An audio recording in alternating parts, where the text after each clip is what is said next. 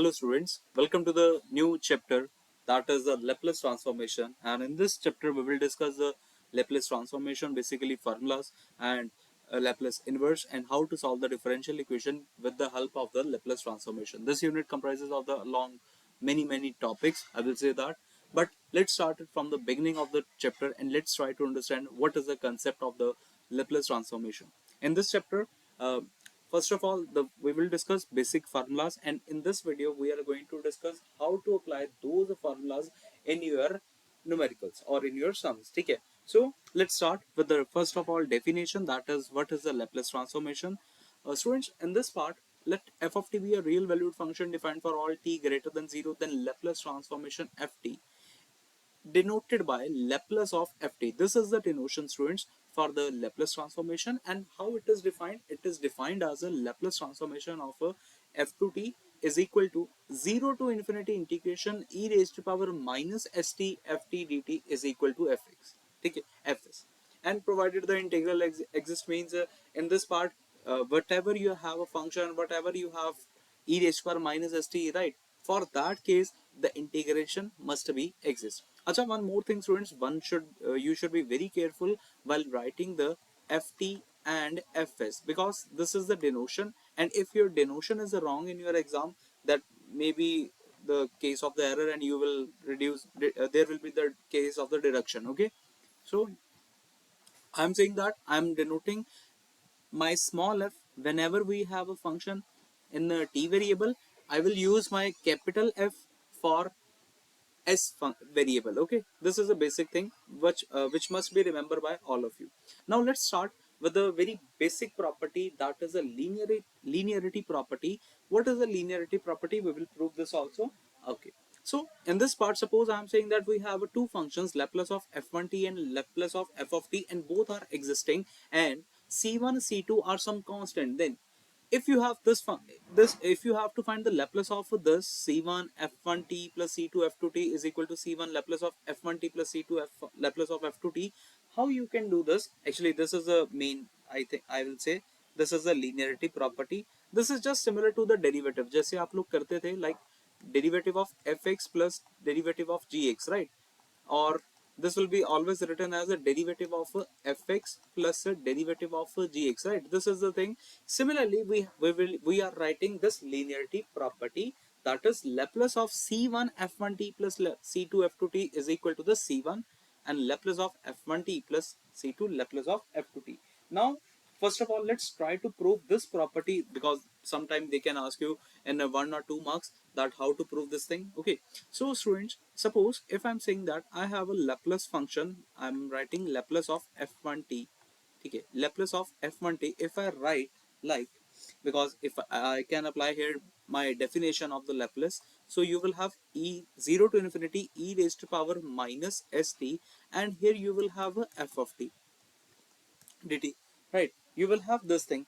And similarly, for your Laplace of f2t, in this part you will have 0 to infinity e raised to power minus st, and here you will have f2t dt, right? Here you will have 1. Okay, because we are doing finding the Laplace for the f1 function, first function. Now students, in this part they are saying you that you have to multiply, right? यहाँ पे लिखा है ना c1 f1t plus c2 f of t, this is written to you. Okay, so in this part, students, okay, chalo, let's start from uh, left hand side. Okay, this is a given to you, or we have written here. Okay, so if I write Laplace of c1 f1t plus c2 f2t, if I want to find Laplace of this function, how I will write? I can write like 0 to infinity e raised to power minus st, and for this complete function, right, for this complete function I can apply the definition of the Laplace. So from applying the definition, you will have c1 f1t plus c2 f2t, you will have this thing, right? And here we have a dt here. Now students, in this part you can make it two integrals of the same one function, 0 to infinity e raised to power minus st c1 f1t plus 0 to infinity c2 e raised to power minus st, and here we have f2t dt. Okay students, now in the next step you can take the c1 and c2 common, like from the integral c1 0 to infinity, I can write here e raised to power minus st f1t dt plus for this part you can take outside c2 from the integral 0 to infinity e raised to power minus st f2 t dt, right? This is the thing which we have discussed. And now in the next step, students, this is the Laplace of what? This is the Laplace of f1t, so I can replace my integral with the Laplace of f1t.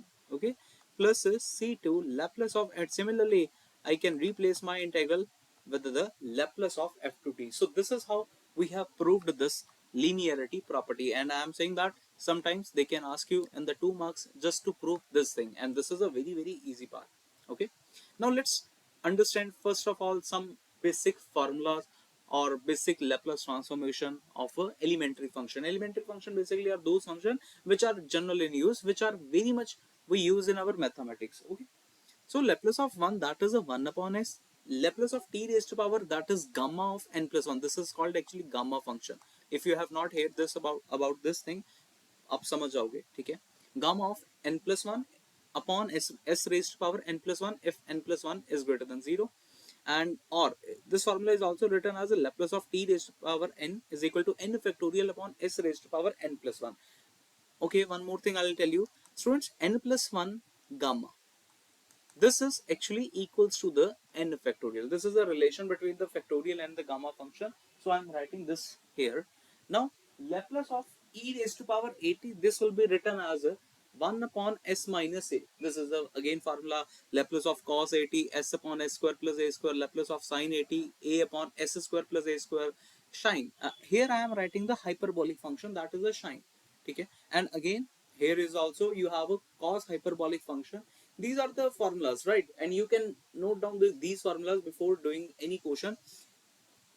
One more thing students, you must be very careful while applying the formulas, because if by chance you have applied any wrong formula, sin की जगह पे आपने cos का लिख दिया, so पूरे marks आप लोगों के deduct हो जाएंगे. ठीक है? So students, let's try to solve